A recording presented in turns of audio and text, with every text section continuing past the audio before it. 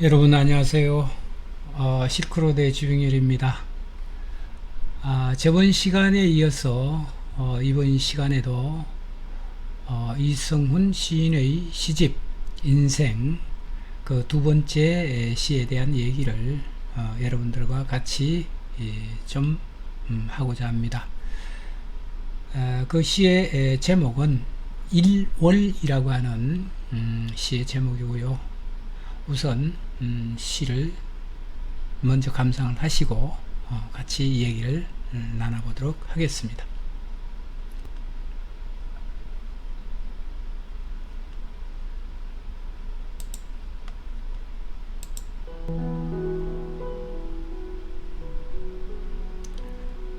(1월)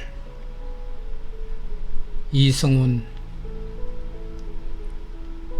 이 신발 너에게 주고 가리라. 1월이여 이 옷도 너에게 주고 눈 내리면 눈도 주고 가리라. 흐린 가을 저녁 찬비가 내리고 1월이여 있으면 무엇이고 없으면 무엇인가. 언제나 벼락이 있고 멀쩡한 대낮에 비가 오네. 그러므로 1월이여 좀 더 닦아야 하리. 이 책상도 닦고 벽도 닦고 거울도 닦고 가은에 아픈 이 팔도 닦고 책 속의 글자들도 닦아야 하리. 가을 가고 겨울 오는 아침에 눈이 오네.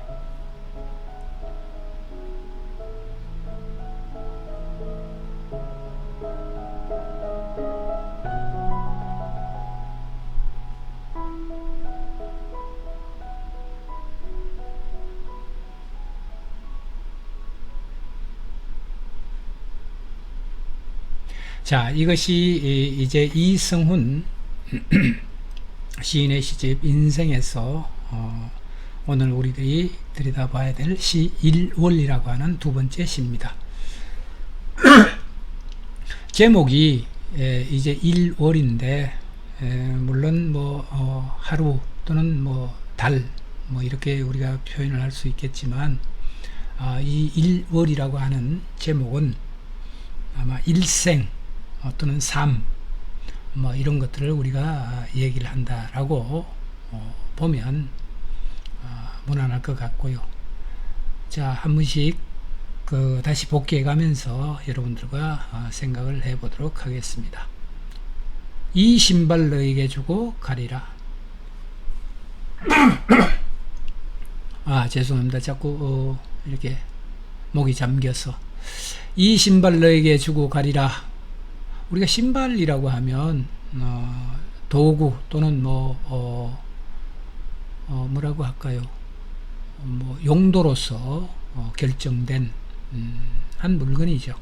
그렇지만 여기에서 얘기하고 있는 신발은 곧 길, 지향성, 뭐 더 크게 확장을 하면 인생, 삶, 살이, 인생살이 전반에 대해서 말씀하시고 계신 것 같습니다. 그래서 신발 너에게 주고 가리라. 1월이여 이 옷도 너에게 주고 이렇게 얘기를 하고 있거든요. 그러면 인생의 전반적인 그 총체성 뭐 이렇게 우리가 좀 봐도 될 것 같고요. 옷이라고 하는 것 물론 뭐 계절에 따라서 우리의 신체를 보호하거나 몸을 보호하거나 아니면 따뜻하게 하는 용도로서의 옷이죠. 그렇지만 여기는 우리를 둘러싸고 있었던 일평생 나를 둘러싸고 있었던 데코레이션, 치장 같은 장식 같은 것들입니다. 이런 장식 같은 것들도 내려놓고 이런 뜻이겠죠. 거기에 더해서 눈 내리면 눈도 주고 가리라. 이렇게 노래하고 있는데요. 이때 이 눈은 자연 그대로의 눈입니다. 그렇다면 왜 눈까지도 주고 가리라라고 얘기를 할까? 여기는 인위성, 그 다음에 자연성, 그 모든 것들을 다 놓고 내려놓고 이런 뜻이겠죠. 그럼 우리가 흔히 무소유 뭐 이런 개념으로도 읽힐 수가 있고요. 그 다음에 욕심 없음이라고 하는 것, 그 다음에 집착 아니면 욕망, 그 모든 것들을 내려놓고 가겠다 또는 내려놓겠다, 뭐 이렇게 좀 읽혀져도 괜찮지 않을까 이렇게 생각을 합니다. 흐린 가을 저녁 찬비가 내리고, 물론 이 시 전체적으로 관통하고 있는 이미지 또는 정서가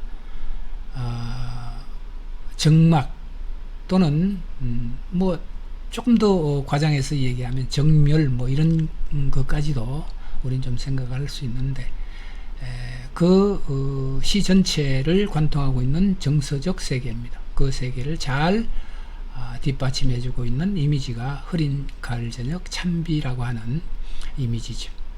우리가 흐린 가을 저녁 찬비를 맞는 또는 찬비를 마주하는 그 순간은 들뜨지 않고 또는 인생을 관조하거나 한 번 더 생각해 볼 수 있는 여지의 시간이고 공간인 것이죠. 그렇게 해서 이 시의 화자는, 즉 이성훈 시인은 노래하고 있다, 그렇게 봐도 될 것 같고요. 1월이여 있으면 무엇이고 없으면 무엇인가 라고 묻습니다. 이것은 결국 우리 인생 전반이, 일생이 우리는 질문과 대답 또는 인식이라고 하는 세계죠. 자, 있으면 무엇이고 없으면 무엇인가 라고 하는 이 물음은 존재론적인 물음입니다. 존재론적 개념으로서의 물음이죠. 그동안 우리는 있음과 없음이라고 하는 이 문제입니다. 특히 인식론적 측면에서는 있고 없고의 구분, 이런 것들로 우리는 일생을 살았죠. 근데 이 시의 화자에게는 있음이라고 하는 것이 무엇이고 없음이 무엇인가 라고 하는 일종의 가장 근본적인 질문입니다. 이 질문은 곧 신발도 주고 옷도 주고 내리는 눈까지도 두고 이런 쪽으로 우리가 본다면, 바로 있음과 없음이라고 하는 그 논의 또는 인식 그 자체가 얼마나 부질없음인가 또는 얼마나 허망한 것인가 라고 하는 의미도 포함되고 있는 내용입니다. 언제나 벼락이 있고 멀쩡한 대낮에 비가 오네. 자, 벼락이라고 하는 것은 이 역시도 뭐 자연의 한 현상이기도 하죠. 그렇지만 이 시의 화자가 얘기하고 있는 이 벼락은 우리 인생이란 건 그렇습니다. 뭐 저도 이제 어느덧 좀 살이를 좀 했다고 얘기하나요? 시간이 가고 이렇게 보니까 예상치 못한 일들이 너무나 많이 생깁니다. 불가해 또는 불가척이죠. 불가척입니다.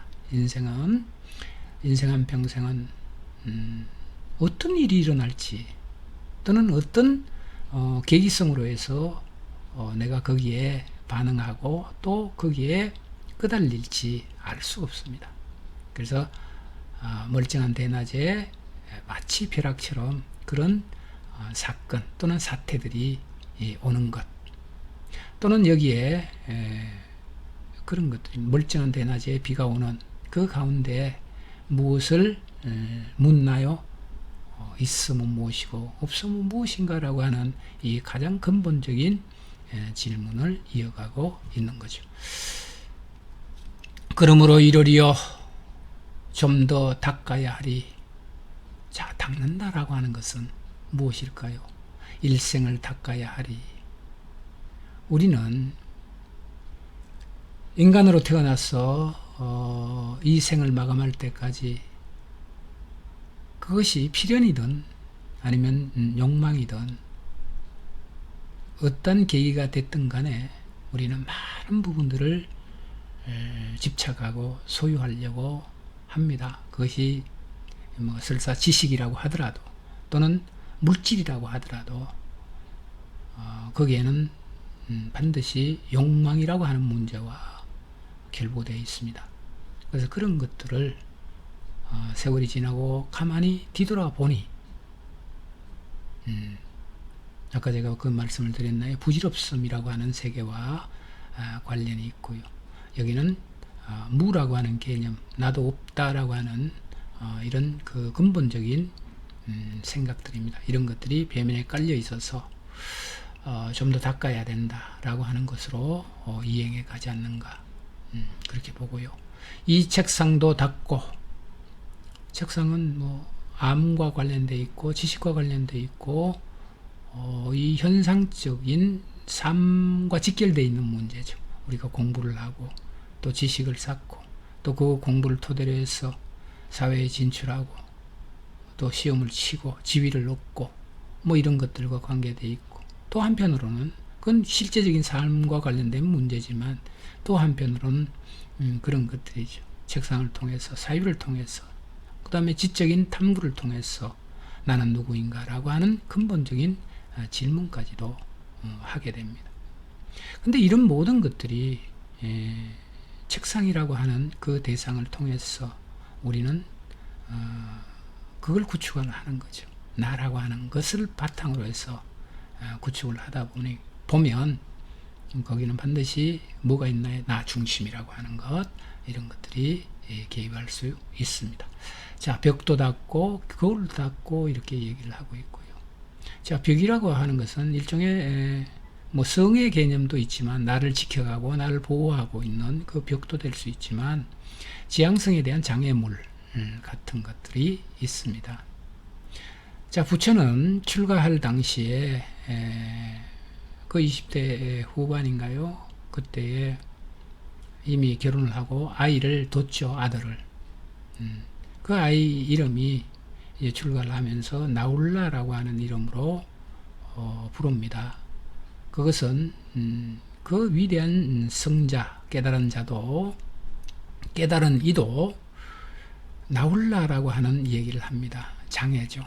그 아들이 일평생 부처 깨달음으로 향해 나아가고 있는 그 이행성에 크나큰 장애가 되겠구나라고 하는 얘기를 합니다. 그와 마찬가지로 벽이 나를 보호해주는 역할도 하지만 또한 내가 욕심을 또는 욕망을 내려놓고 또는 이 세상의 인식이라고 하는 그 세계를 바로 바라보면서 나아가고자 할 때 우리는 반드시 이 장애라고 하는 부분들을 만나게 됩니다.